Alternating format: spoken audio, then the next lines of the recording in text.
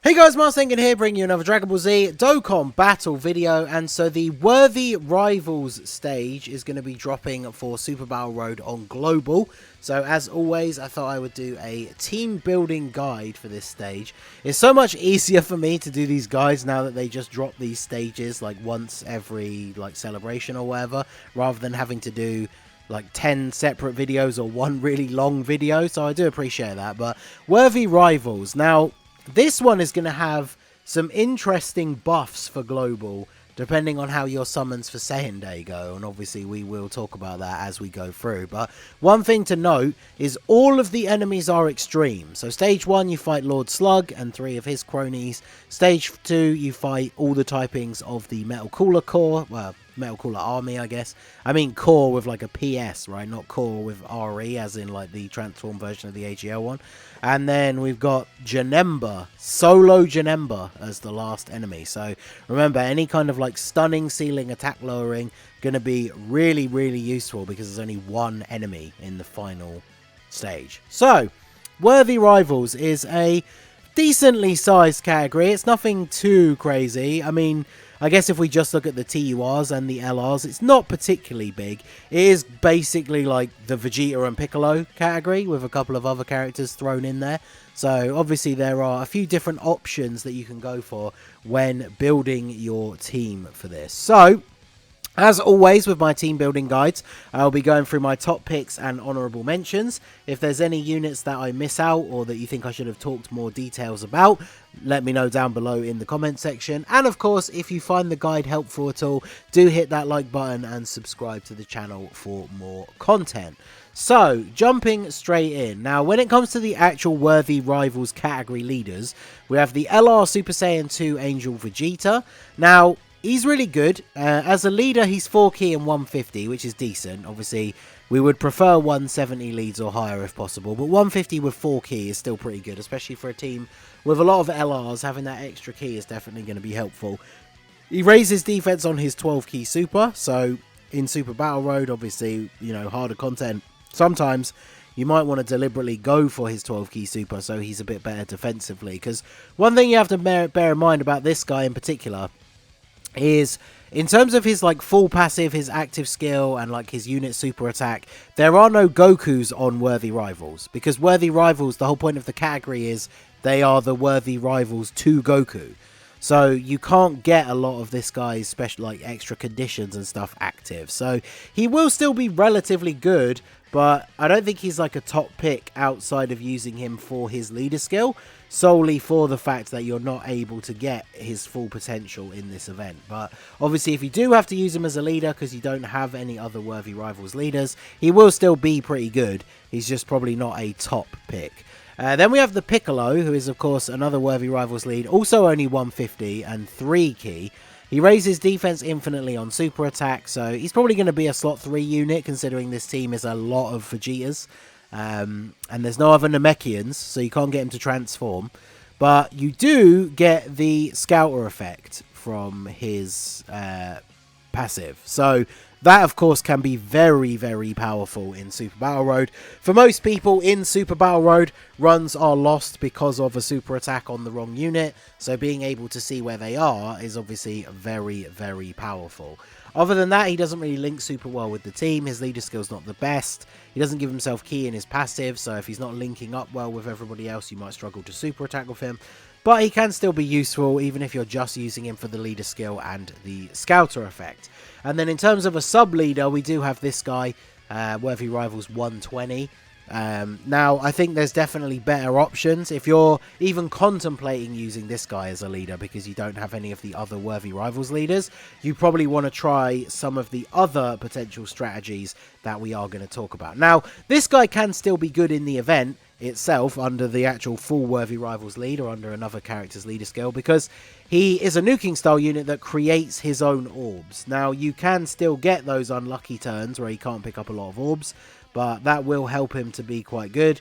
He's also able to heal you back quite a lot by changing the orbs, and the fact that he gets a good amount of defense, so the healing per orb is pretty decent. So he can be an alright choice on the team. He's kind of a last resort for the leader, because like I say, there are some better options even if you move outside of just the Worthy Rivals leader skill. So the first thing to talk about is Str Super Vegeta.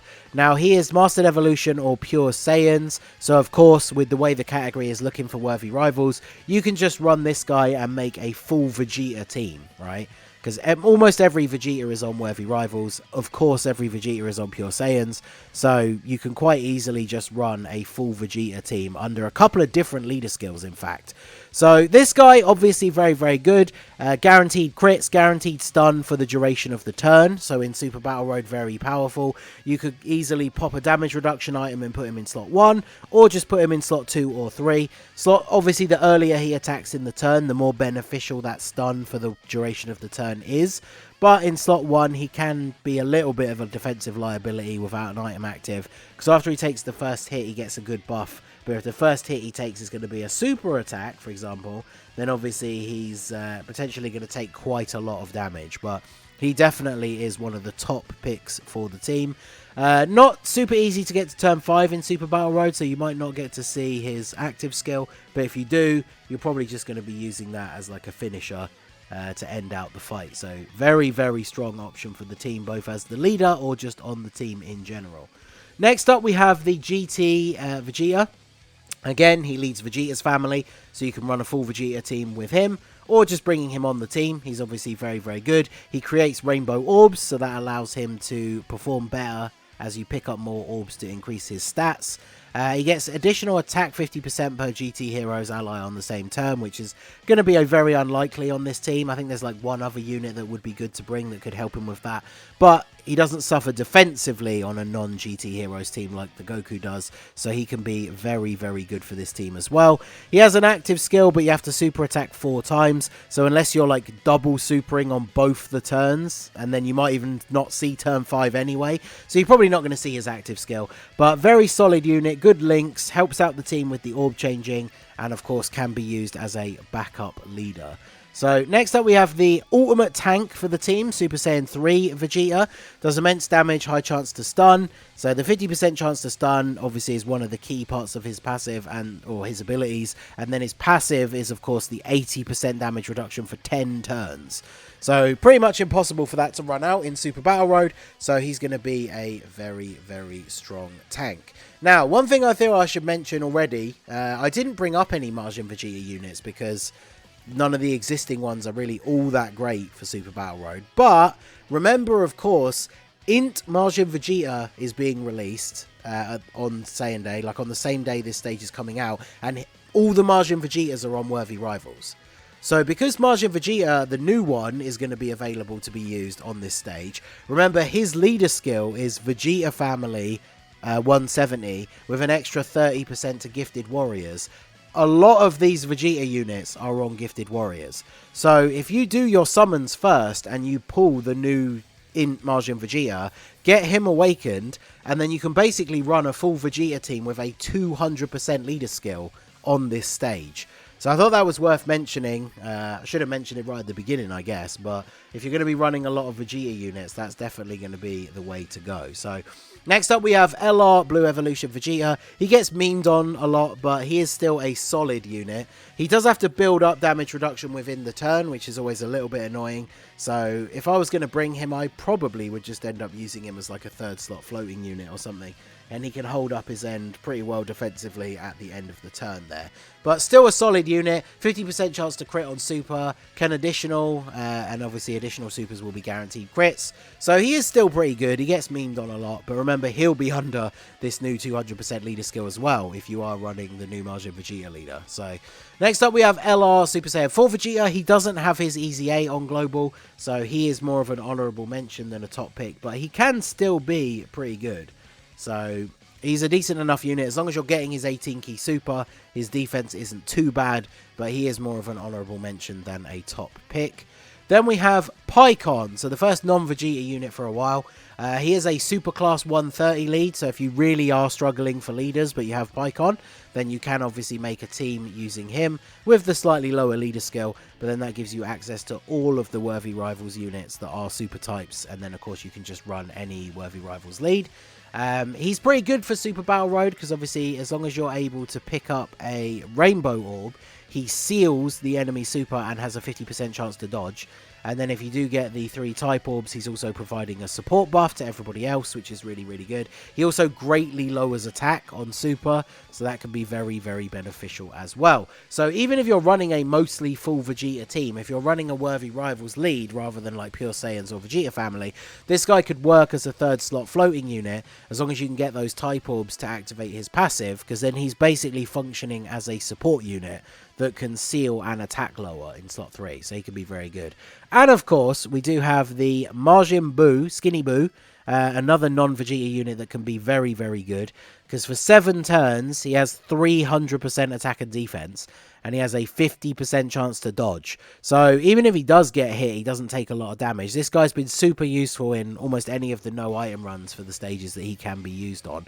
So he is really, really good. He's not going to link up super well with the rest of the team, but he does get extra key for himself, so it won't be too hard for him to super. And he makes a perfect slot 1 unit for this stage. Next up we have this Super Saiyan 3 GT Vegeta. So he's the one I was talking about. Although actually no, he's not even on GT Heroes, is he? Because he's not canon. But he's very, very good. He builds up over time. So in Super Battle Road with no items active, he's not exactly the best slot 1 unit. But he can be very, very good, especially after supering. And when he gets built up, he really can look impressive. So he's one of the units I'm really looking forward to seeing under the 200% leader skill, because he is really, really good.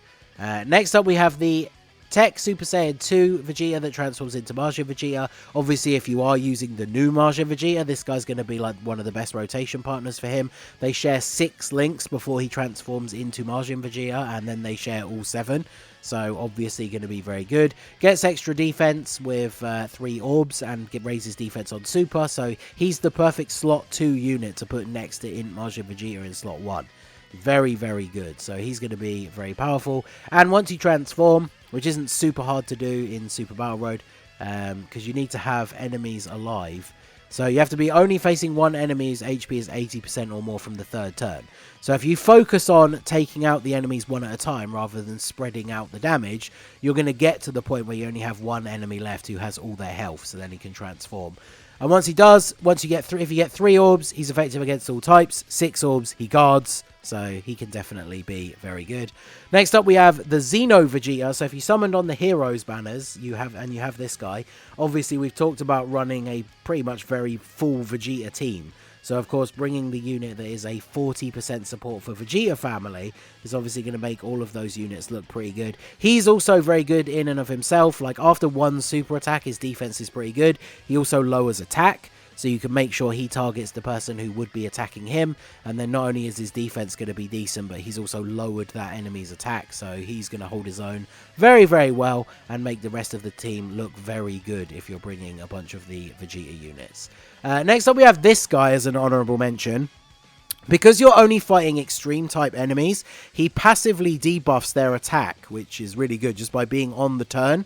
And then he can stun an enemy only for the duration of the turn when attacking. So even if he doesn't get a super, you have a 50% chance to stun. So if you super, don't stun, and then get an additional normal attack, that additional normal attack could stun. It is only for the duration of the turn, but that can be very, very useful. He gives Realm of God's allies extra defense, which isn't particularly helpful with this particular type of team build, but he definitely can be very, very useful. He's quite good defensively after supering as well. A little bit outdated nowadays, but definitely can still find a use. And then last but not least, we also have another Heroes unit, the Super Pycon. I should have put him after the original Pycon because they link up reasonably well. He raises attack and defense on super, greatly lowers attack.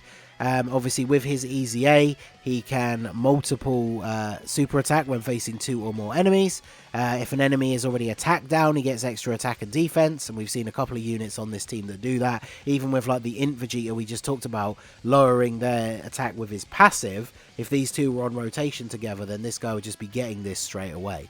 So he's definitely a solid option as well. So worthy rivals, not the biggest category, but there are a lot of interesting units. I mean, obviously, like LR Majin Vegeta, you could use if you bring like an orb changer as one of your items and go for his 18 key. Then obviously he can do a lot of damage.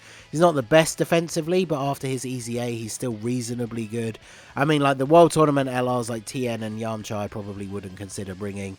Beerus is on the category, but he doesn't really link up super well with anyone else on the team, so I don't know if I would necessarily recommend bringing him along. God Vegeta doesn't have his easy A on Global, so he's a little bit too outdated as well, I feel. That STR Pycon, obviously he's STR on Global. Again, he's probably a little bit too outdated. He greatly lowers attack as well, I believe, which is nice, but probably a little bit too outdated, sadly. This TN is actually a decent support unit for super type Majin Buu Saga characters, which obviously there are some of on the team, and he lowers attack as well, so he can be very good. This Vegeta, we didn't talk about him, the physical one. He's kind of like the counterpart to the Tech GT one. He is good. I find him a little bit inconsistent because he only has a chance to guard, so obviously if that doesn't go off, he can get absolutely destroyed, but he can be a solid option as well. So let me know what you guys think. Like I said at the beginning, if you think there's any units I missed out or that I should have talked more about, let me know down below. And let me know what your team build is going to look like for this stage of Super Battle Road. So that is going to be it for the video, guys. This has been the Masked Ningen. Smash that like button, subscribe to the channel if you are new. Check out the links down below for the Discord and the merch store, and I will see you all again soon. Have a good one.